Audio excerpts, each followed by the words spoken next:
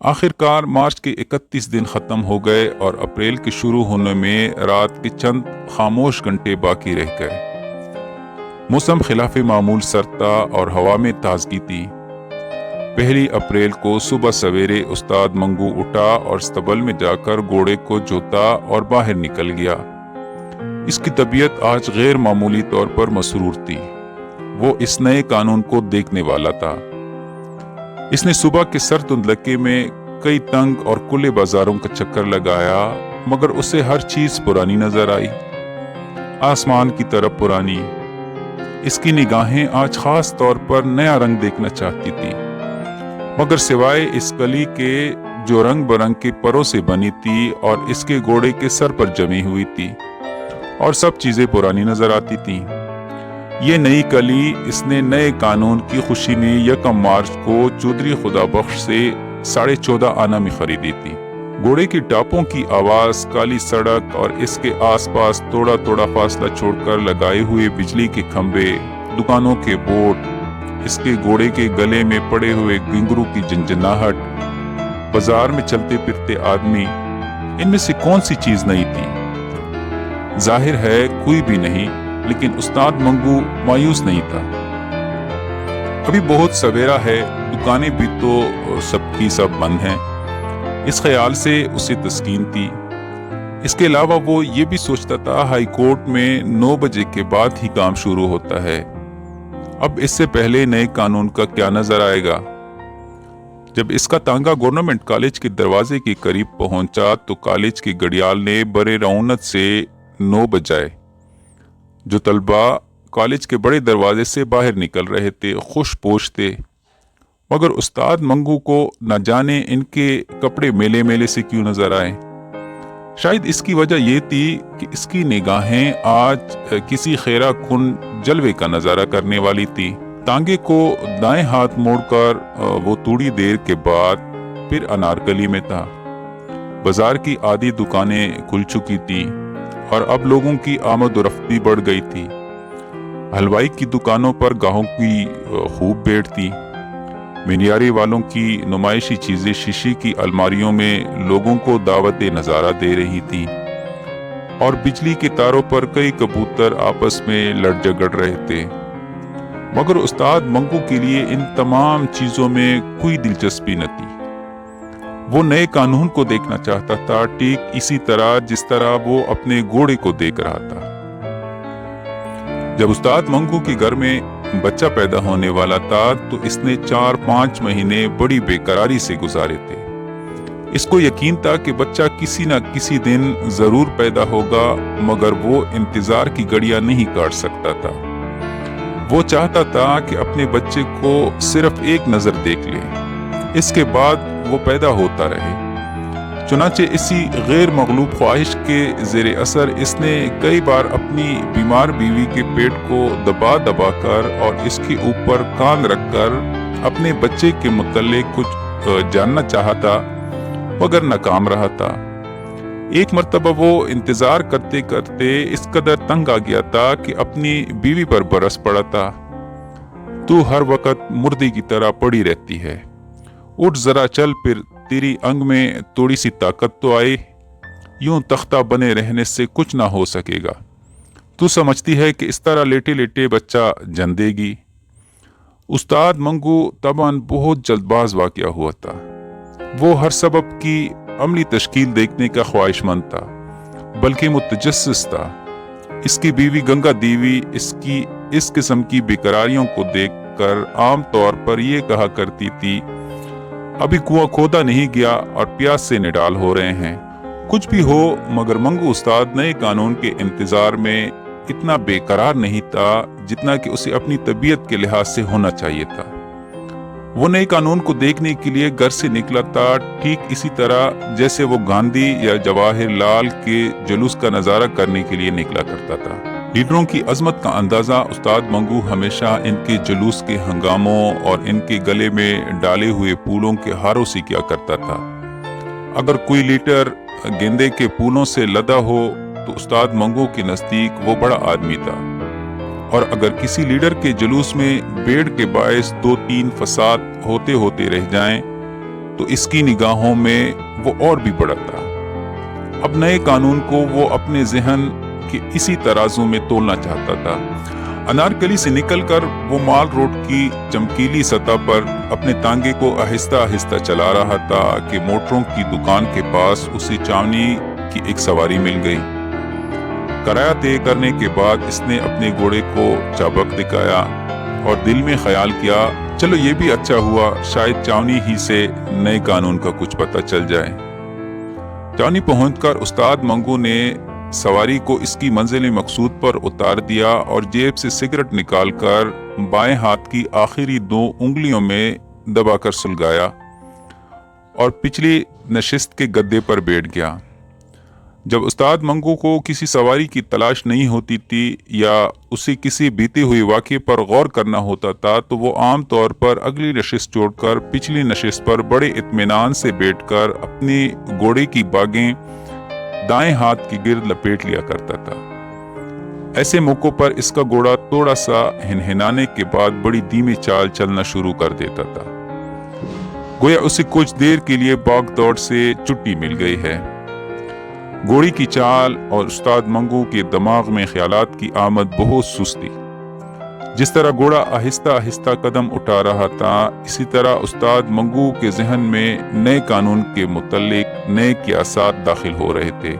वो नए कानून की मौजूदगी में म्यूनिसिपल कमेटी से तांगों के नंबर मिलने के तरीके पर गौर कर रहा था। वो इस काबिल गौर बात को आईने जदीद की रोशनी में देखने की सही कर रहा था। वो इसी सोच विचार में गर्क था। उसे यूं मालूम हुआ जैसे किसी सवारी ने उसे बुलाया है। पीछे पलट कर देखने से उसे सड़क के उस तरफ दूर बिजली के खंबे के पास एक गोरा खड़ा नजर आया जो उसे हाथ से बुला रहा था। जैसा कि बयान किया जा चुका है कि उस्ताद मंगू को गोरों से बेहद नफरत थी। जब इसने अपने ताज़ा गाहक को गोरे की शक्ल में देखा तो उसके दिल में नफरत के जज्बात बेदार हो गए। पहले तो इसकी जी में आई कि बिल्कुल तवज्जो ना दे और इसको छोड़कर चला जाए, मगर बाद में इसको ख्याल आया कि इनके पैसे छोड़ना भी बेवकूफ़ी है। कली पर जो मुफ्त में 14.5 आने खर्च कर दिए हैं, इनकी जेब से ही उसूल करने चाहिए। चलो चलते हैं। खाली सड़क पर बड़ी सफाई से तांगा मोड़कर इसने घोड़े को चाबक दिखाया और आग झपकने में वो बिजली के खंबे के पास था। घोड़े के बागे खींचकर इसने तांगा ठहराया और पिछली नशिस्त पर बैठे बैठे घोड़े से पूछा, साहब बहादुर कहाँ जाना मांगता है? इस सवाल में बला का तंजिया अंदाज था। साहिब बहादुर कहते वक्त इसका ऊपर का मूंछों भरा होंठ नीचे की तरफ खिंच गया और पास ही गाल के इस तरफ जो मदम सी लकीर नाक के नतने से ठोड़ी के बालाई हिस्से तक चली आ रही थी, एक लर्जिश के साथ गहरी हो गई, गोया किसी ने नुकीली चाकू से शीशम की सांवली लकड़ी में धारी डाल दी हो। इसका सारा चेहरा हंस रहा था और अपने अंदर इसने इस गोरे को सीने की आग में जलाकर भस्म कर डाला था। जब गोरे ने जो बिजली के खंबे की ओट में हवा का रुख बचाकर सिगरेट सुलगा रहा था, मुड़कर तांगे के पायदान की तरफ कदम बढ़ाया तो अचानक उस्ताद मंगू की और इसकी निगाहें चार हुईं और ऐसा मालूम हुआ कि बेक वक्त आमने सामने की बंदूकों से गोलियां खारिज हुईं और आपस में टकराकर एक आतिशी गोला बनकर ऊपर को उड़ गईं।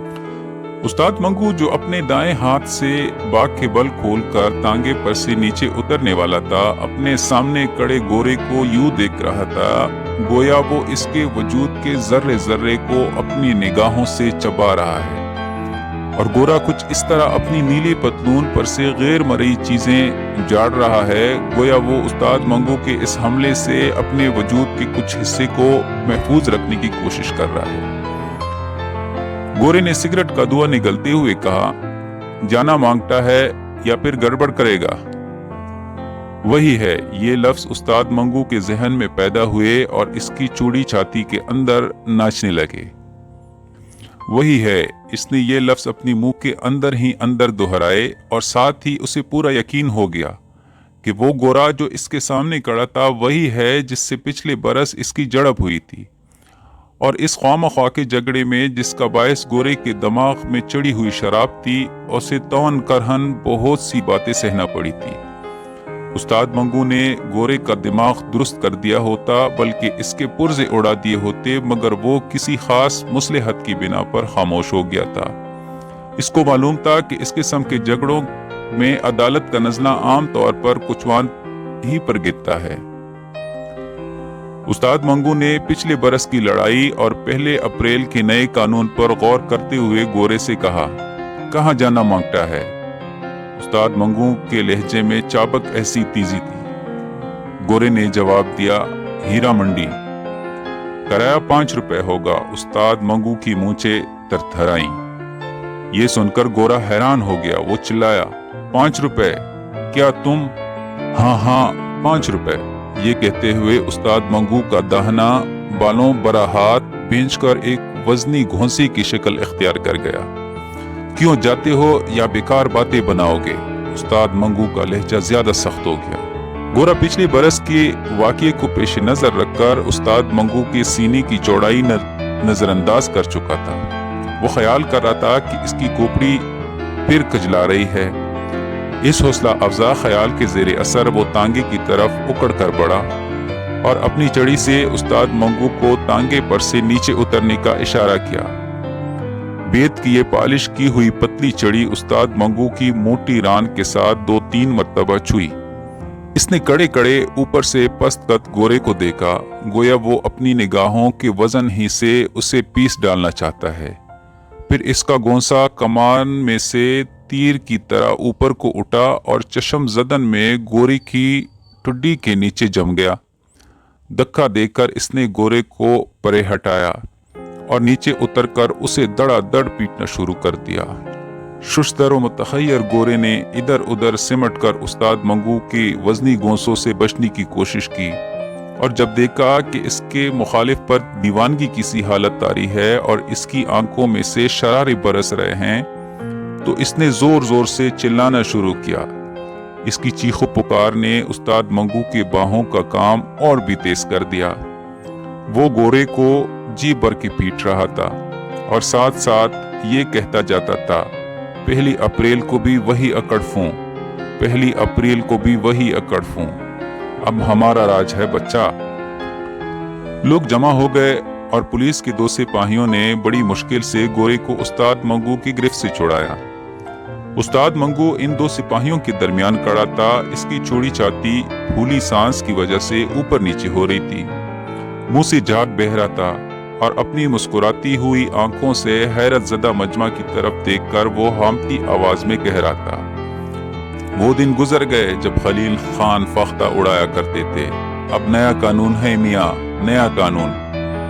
اور بیچارہ گورا اپنے بگڑے ہوئے چہرے کے ساتھ بیوقوفوں کی مانند کبھی استاد منگو کی طرف دیکھتا اور کبھی ہجوم کی طرف۔ استاد منگو کو پولیس کے سپاہی تانے میں لے گئے۔ راستے میں اور تانے کے اندر کمرے میں وہ نیا قانون چلاتا رہا، مگر کسی نے ایک نہ سنی۔